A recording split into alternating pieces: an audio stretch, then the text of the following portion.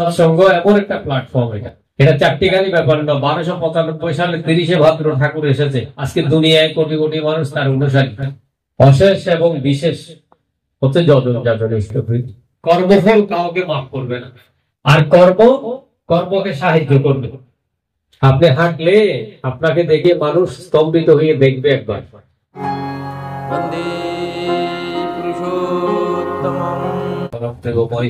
ঠাকুর উপস্থিত,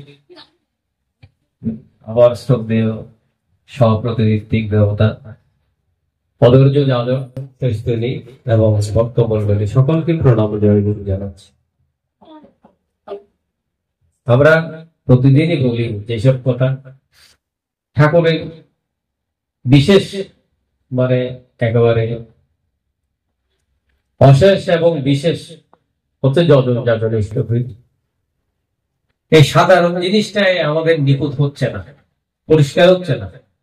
এটা পরিষ্কার করতে গেলে আপনাকে একটু কষ্ট করতে হবে, পরিশ্রম করতে হবে এবং সেটার প্রতি অন্তরাশী হতে হবে, অনুরাগ সম্পন্ন হতে হবে।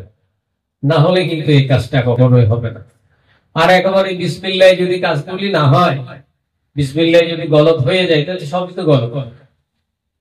আমি বড় হইও লাভ কি, আর প্রসারিত হইও লাভ কি? আবার তাকে চাই তিনি যেমনটা বলেছেন ঠিক তেমনটা। এখানে কোনো কম্প্রোমাইজ হবে না।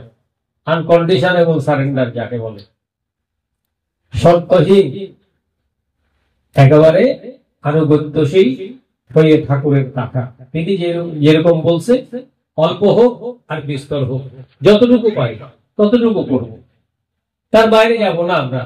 কিন্তু আমার খেয়াল মাফিক যদি আমি কাজ করি, খেয়াল মাফিক যদি চলাফেরা করি, এটার পরিণাম যে ভবিষ্যৎ কিরকম হবে এটার কোন লেখাজোখা নাই। একটা কথা বলি, ছোট্ট কথা, সেটা কি জানেন? কর্মফল কাউকে মাফ করবে না, আর কর্মকে সাহায্য করবে। ভালো কর্ম ভালো ফল দেবে, মন্দ কর্ম মন্দ ফল দেবে। এখন আপনি যে মন্দ কর্ম করছেন সেটা আপনি ট্রেস করতে পারছেন না। কেন? আপনি ভালো কর্মের প্রতি আনুগত্যশীল নয়। আমাদের সমস্যা হচ্ছে এই জায়গায়। এত বছর দীক্ষা নিলাম, আমাদের চেহারার মধ্যে সেই দীক্ষার প্রতিফলনটা দেখা যাচ্ছে না। কেন? আপনি হাঁটলে আপনাকে দেখে মানুষ স্তম্ভিত হয়ে দেখবে একবার, এটা দেখার কথা। কিন্তু আমাদেরকে দেখলে অনেক লোক সরে যায়, এটা হতে পারবে না। সৎসঙ্গ এমন একটা প্ল্যাটফর্ম, এটা চারটিখানি ব্যাপার না। 1295 সালে 30শে ভাদ্র ঠাকুর এসেছে। আজকে দুনিয়ায় কোটি কোটি মানুষ তার অনুসারী। এটা এমনিতে হয়নি। তার অনুসারী যারা, তার আশীর্বাদ প্রাপ্ত লোক যারা, তার ভক্ত সন্তান যারা, তারা কাজ করেছে। সব কাজ যে নিরামিষাসী লোকে করেছে তা নয়, কিন্তু তার ভক্ত সন্তান যারা আমিষাসী, তাদের মধ্যে অনেক লোক আছে আনুগত্যশীল।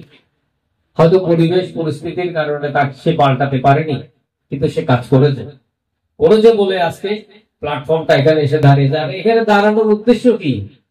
কিছু ভালো মানুষ তৈরি করা, যাদের দ্বারা এই পৃথিবী বাঁচবে, ধরিত্রী বাঁচবে, আমাদের আর্য কৃষ্টি বাঁচবে, আমাদের সনাতনী সম্প্রদায়টা বাঁচবে এবং সারা পৃথিবীর লোকগুলো শান্তি পাবে। আমাদের ধর্ম করার মূল উদ্দেশ্য হচ্ছে তো সেটা। আমি নিজে বাঁচবো তা নয়, বাঁচিয়ে বাঁচো। ঠাকুরের বলা হচ্ছে বাঁচিয়ে বাঁচো তুমি, অন্যে বাঁচাই নিজে থাকে ধর্ম বলে জানিস না। এখন আমরা নিজের সাথে এত বিভোর, কিভাবে হবে জিনিসটা? হ্যাঁ, স্বার্থ আমার তুমিই শুধু, কোন প্রয়োজন স্বার্থ নয়। ঘর দুনিয়ায় যা হোক না হোক তোমার অতৃপ্তি করি যে ভয়। ঠাকুরের অতৃপ্তি কি জিনিস সেটা আমাকে চিন্তা করতে হবে। এটা চিন্তা রাখাটাও একটা ধ্যান, এটাকে বলে যে ধ্যান। এটার নামই সাধনা। আর সাধনা মানে সেদিনে কেউ কাউকে আপনাকে দেবে না। জটাজুটোধারী লোক দেখলে যে উনি যে সন্ন্যাসী হয়ে গেছেন তার কোনো গ্যারান্টি নেই। সন্ন্যাসী তিনি যিনি তাকে না হন তিষ্ঠামি বৈকুণ্ঠে যোগিনাং মদ্ভক্ত যত্র গায়ন্তি তত্র তিষ্ঠামি নারদ। এই যে ঠাকুর বলেছে চলতে ফিরতে খেতে শুতে মনে মনে নাম করা, সেটা ওই বাণীর প্রতিফলন হচ্ছে এটা এই যুগে। তখন ঈশ্বর আপনার সদা সর্বদা সঙ্গে থাকবে। আর সেটা থাকা মানে আপনি তার হয়েই চলা, আপদ বিপদ সমস্ত কিছু থেকে আপনি কোনো না কোনো ভাবে আপনি রক্ষা পেয়ে যাবেন। আপনি যতই দরিদ্র হন, ক্ষুদ্র হন, সেই জিনিসগুলো আপনাকে স্পর্শ করবে না। একটা অফুরন্ত আনন্দ নিয়ে প্রকৃতির আপনি চলতে থাকবেন। আপনারা ঠিক মতো ইষ্টভীতি করবেন, ইষ্টভীতির সময় মতো দিয়ে দিবেন, প্রার্থনা করার চেষ্টা করবেন, নাম ধ্যান করার চেষ্টা করবেন, 3 জিনিস। আর খাদ্য খানা যদি পরিবর্তন করতে পারে তাহলে তো কোনো কথা নাই, এটা ঈশ্বর বলে দিয়েছে। ওটা করলে এটা আপনার আয়ুষ্কাল বাড়বে, আপনার দেহ শুদ্ধ হবে, দেহ মন আত্মা 3 জিনিস। এটা শুদ্ধ না হলে ঈশ্বরের প্রার্থনা হয়, এটা শুদ্ধ হতে হয়। এবং এটা আমার কথা না, আপনি শ্রীমদ ভগবত গীতা পড়লে সেখানে তিনি স্পষ্ট করে দিয়েছেন। শুধু গীতা বলে নয়, ভাগবত, ত্রিপিটক যেখানেই যান আপনি, কোরআন, বাইবেল যেখানে যান আপনি, ওই সমস্ত জায়গায় বলেছে, কিন্তু আপনি মানছেন না, সেটা হচ্ছে আরেকটা কথা।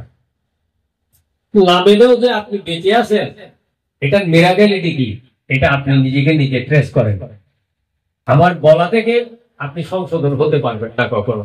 আপনার সংশোধনের পথ হচ্ছে ওইটাই, যেটা আপনি দীক্ষা নিয়েছেন, শিক্ষা নিয়েছেন, যেটা করতে বলেছে সেটা করা। জয় গুরু। প্রত্যেকের মঙ্গল হোক।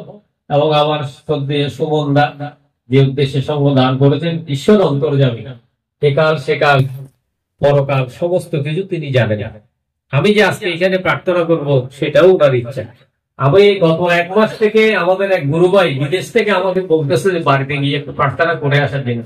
আমার পক্ষে সময় হচ্ছে না। আজকে অনেক কষ্ট করে যিশুদাকে নিয়ে ওই ফটিকছড়ি সোয়াবিন সেখানে প্রার্থনা করে আমি ভোর 6টায় দাদা বের হয়েছে, 6টায় বাড়ি থেকে এই সেরে আমরা এখানে আসলাম। যাই হোক, সকলের মঙ্গল হোক। তবে নিয়মিত ইষ্টভীতি প্রার্থনা এগুলো করবেন।